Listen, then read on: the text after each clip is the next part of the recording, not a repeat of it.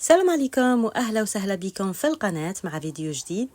وصفتنا لنهار اليوم راح تكون دجاج محمر بطريقة اكثر من رائعة.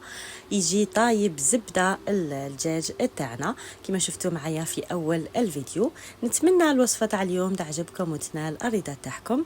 نخليكم مع تتمة الفيديو تشوفوا معايا الطريقة والمقادير ونتمنى لكم فرجة ممتعة.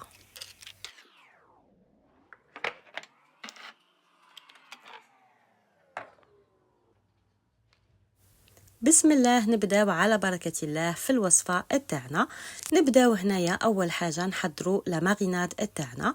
نحتاجو ان بو تاع ياغورت ناتور، ان بو من الياغورت الطبيعي. نضيفوا عليه اون بون كويير تاع لا موتارد راح تعطينا ذوق مميز وتحميره كذلك للدجاج تاعنا. من بعد نبداو في اضافه التوابل. لي زيبيس هناياكم راح تشوفوها معايا. جينجومبر، سكنجبير، نديرو هكذاك واحد الملعقه تاع قهوه.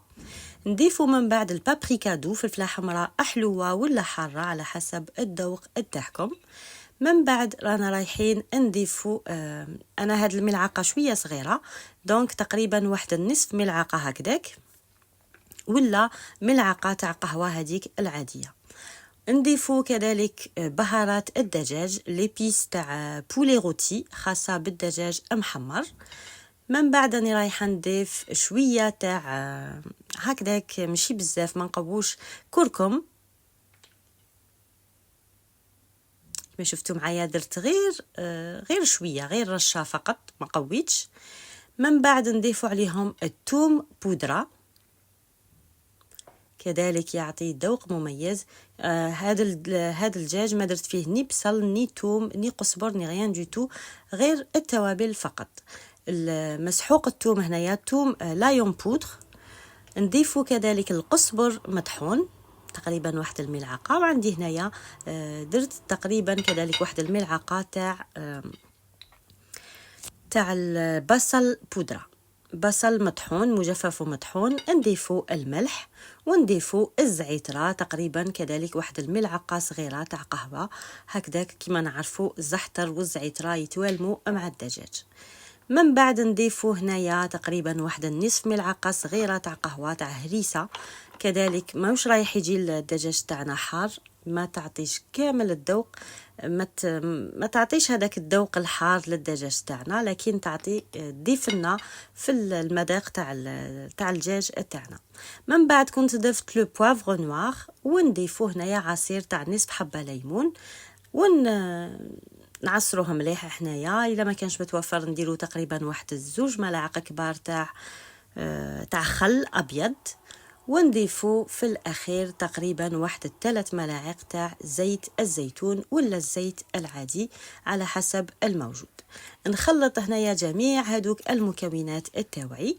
و اونتر طون كنت دايره الدجاج تاعي، كنت درتو في الحليب وخليته تقريبا واحد الساعتين هكذاك، خليته يتشرب في هذاك الحليب. بهذه الطريقه الدجاج تاعنا راه رايح يجي طري وطايب زبده. بالنسبه للدجاج تاخذوا القطعه اللي تكونوا تفضلوها، ديروا سواء ان بولي اونتيي ولا ديروا افخاد ولا هكذاك لي بيلون ولا الاجنحه على حسب الموجود. بالنسبه لا كويسون تاعنا طريقه الطهي، كنت خديت هادو لي ساشي دو كويسون كما شفتوا معايا، درت فيه ملعقه تاع فرينه، نلاخرو مليح هذيك الفرينه تاعنا، نحاولوا اننا نغبروا مليح هذاك لو ساشي تاعنا. ومن بعد درت هذوك القطع تاع الدجاج تاوعي في الساشي، نبلعه مليح وزدت عليه هذيك لا ماريناد، نبلعه هكذاك مليح. ومن بعد نجيبو ان كوردون ولا البرا هكذاك ونديرو ثقوب في هذاك لو ساشي تاعنا. وهنايا في هذا الاثناء كنت شعلت الفرن تاعي يسخن من الفوق ومن التحت على تقريبا واحد 180 درجه هكذاك. من بعد نضيفو في السنيوه تاعنا تقريبا واحد الكاس تاع الماء وندخلو البولي تاعنا، ندخلو السنيوه تاعنا للفوغ، نخلوها 40 مينوت لا اكثر، 40 دقيقه. الدجاج تاعنا راه رايح يطيب زبده. بعد مرور 40 دقيقه كنت خرجت السنيوه تاعي وخليت لو ساشي تاعي حتى برد شويه. هنايا يفو فيغ اتونسيون باسكو هذاك لا فابور قادره تحرقنا سورتو الا كانوا معنا ولاد صغار.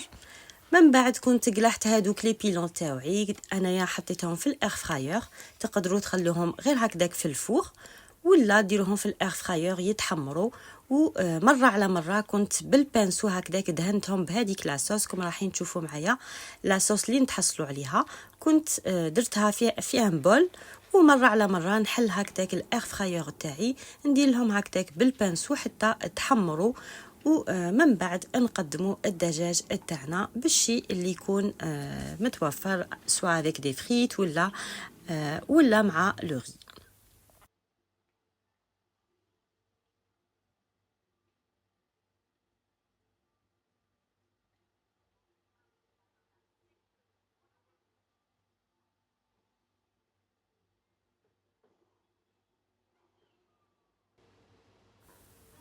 بعد ما تحمر الدجاج تاعي جيدا كنت خرجته من الاير فراير ونقدموه بهذا الشكل. شوفوا الشكل تاعو كيفاش يجي محمر ويجي طري طايب زبده، ما يجيناش الدجاج تاعنا ناشف بهذه الطريقه. كي نطيبوه في هذوك لي ساشي دو كويسون اللي ما تستعملهمش غير تجربهم رايحه تشوف النتيجه تاعهم تجي من اروع ما يكون. كسوا تاني نطيبوا فيهم الدجاج ولا نطيبوا فيهم اللحم تاني يجي معسل وطايب زبده وطري من الداخل، ما يجيناش ناشف. شوفوا هنايا العظم تاعنا كيفاش يتنحى من هذاك لو بيلون تاعنا يجي من اروع ما يكون. نتمنى هذه الوصفه تكون عجبتكم وتنال الرضا تاعكم. الى جربتوها انتظر تعليقاتكم الجميله وتشجيعكم للقناه كذلك. نشكركم على حسن المتابعه والى الملتقى مع فيديو جديد، وصفه جديده او فكره جديده باذن الله.